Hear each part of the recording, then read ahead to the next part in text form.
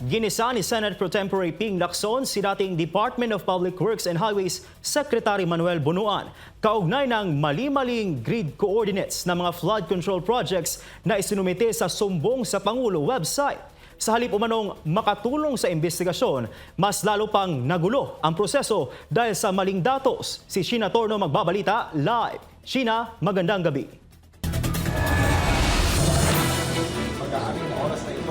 Ay saka pa lamang Prince, magandang gabi. Matapos nga yung 2 buwan sa Amerika ni former DPWH Secretary Manuel Bunuan ay dumating ito kahapon dito sa Pilipinas. Dahil kung maalala natin, sinamahan ni Secretary Bunuan yung kanyang asawa para umano sa isang operasyon. At kanina nga dito sa Senado, natanong natin or sa isang ambush interview, natanong natin si Secretary Bunuan kung bakit dumalo ito ngayong sa pagdinig at ang sagot niya, ayaw niyang makontempt.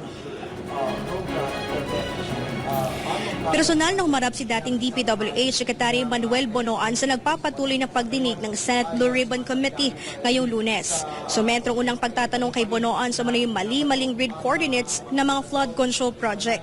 Ang grid coordinates ay tumutukoy sa eksaktong lokasyon ng proyekto sa mapa. Dito rin makikita kung saan mismo ay tinayo ang flood control project na nagsisilbing patunay na may proyekto nga sa isang lugar.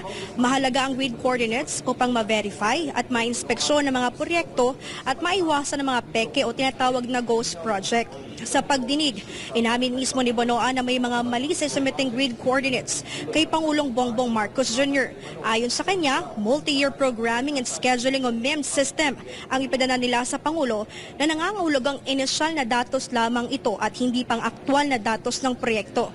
Ito rin umano ang dahilan kung bakit nagkaroon ng kalituhan at problema sa pagtukoy sa mga sinasabing ghost project. When we submitted this in August 4 of 2024, I know that there has been some differences between the MIPS coordinates and the ASIS-TAKE plans, and therefore, immediately after we submitted it to the Office of the President, I immediately sent validation teams actually for the purpose of getting present absent status of the 9,855 projects. Matapos umunong matuklasan ng maling grid coordinates, agad daw nagpadala si Bunuan ng validation teams para beripikahin ng mga proyekto. Siya rin mismo ang nagsabi na personal niyang ipinaalam kay Pangulong Marcos Jr. ang mga natuksang mali sa grid coordinates na nilagay sa website. I went to validate myself actually where these cost projects are in Bulacan First Engineering District, so to speak. And true enough, collaboration with members of the officials of that district and the regions, I found out that there had been some ghost projects in that area. And immediately, Mr. Chair, I went to the President, and I was the one who personally reported to him actually the potential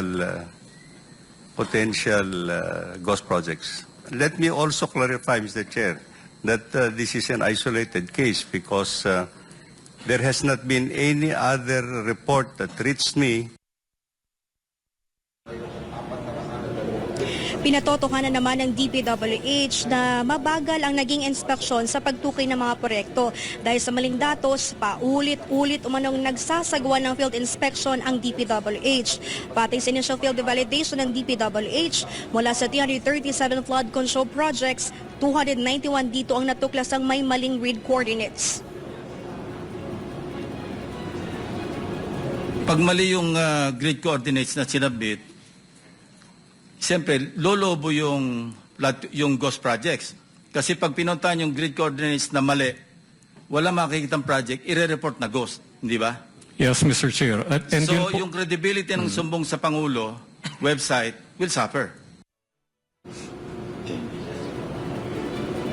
Bago pa man isumite sa Pangulo, sinabi rin na alam umano ni dating DPWH Undersecretary Roberto Bernardo na mali ang datos na hawak ni Secretary Bunuan. I told them to tell to the secretary na bakit ganun, na bakit naman yung nasubmit po na datos ay ang MIPS data. Hindi naman po yun yung actual project construction. Malaki po ang diferensya niyan doon po sa datos ng planning. Kasi minsan po sa loob po ng isang taon, nagbabago po ang linya ng ating mga ilog eh.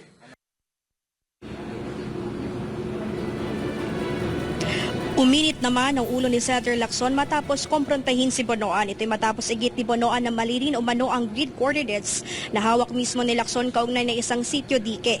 Git ni Lacson sa halip na makatulong sa investigasyon, lalo pang nagdulot ng kalituhan ng mga isinumiting datos. Alam nyo, Mr. Secretary, i-disclose ko lang, noon ako unang napikon sa inyo. Because you were undermining the work done by my staff.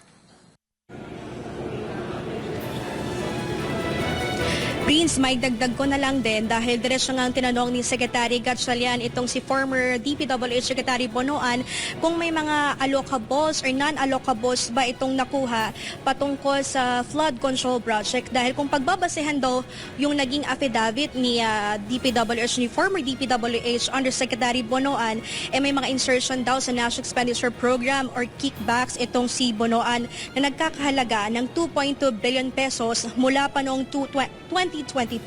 Pero ayon kay Bonoan, wala umano siyang allocable o non-allocables at marin niyang itinanggi yung mga alegasyon na ibinabato or nandoon or nalaman ng affidavit ni Yusek Bernardo. At para pa kay Gatchalian, mali nga pabayaan ni Secretary Bonoan yung ginagawang korupsyon sa DPWH, no, lalo't siya daw yung naging kalihim nung panahon yun. Sinabi naman ni Secretary Bonoan ay may mga general oversight sa mga implementasyon. Ito raw yung mga undersecretaries niya. At sa oras na ito, Prince, ay nagpapatuloy nga yung Senate Blue Ribbon Committee hearing dito, no, sa Senado patungkol pa rin sa flood control project. At kanina nga dumating din dito si Batangas 1st District Representative Leandro Leviste para naman palakayin or para naman malaman ng sambayang Pilipino, no, yung Cabral files o yung mga nakuhang dokumento kay dating Undersecretary Maria Catalina Cabral. At ito na rin yung ito rin ang latest update dito sa Senado. Balik sa iyo, Prince. Maraming salamat, Sheena Torno, sa iyong live report.